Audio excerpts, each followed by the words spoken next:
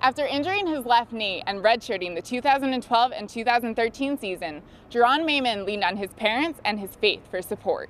My mom and my dad, they were probably the most important in that, you know, and me just having faith in God that everything will be okay. So with those three components, I couldn't go wrong. You know, I just talk to my mom every day. I would cry on the phone with her, like, why is this happening? And because I've never had a serious injury that took me out of playing like that. You know, I always thought I was indestructible.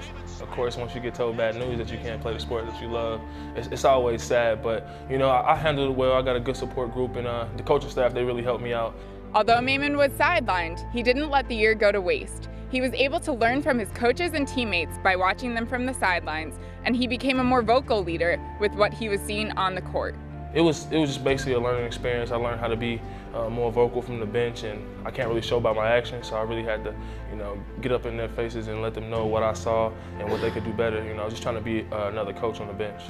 Grueling rehab sessions, hard work, and determination are what eventually got Maymon back on the court. It was real gruesome at times, you know. They would have to bend my knee, and, you know, when you come off surgery and everything, the scar tissue starts to build up, and they got to break that down. And, you know, it was just real painful, and, you know, I didn't like getting up at 7 in the morning to go do rehab for like 2 hours. It was really draining, but you know, like I said, my support group was there.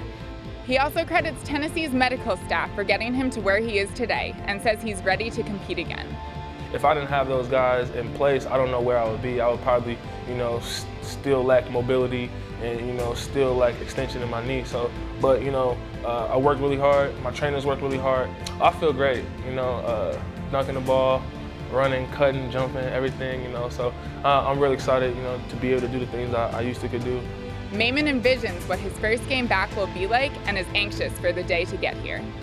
Leading up to that, the game, the day of, you know, I'm gonna be real jittery, you know, real nervous, real anxious.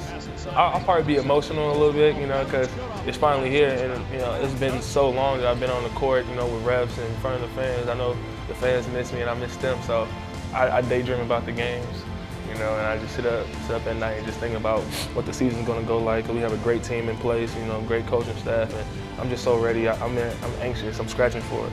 Maymon looks to pick up where he left off on November 2nd against Florida Southern. For UTSports.com, I'm Julia Cox.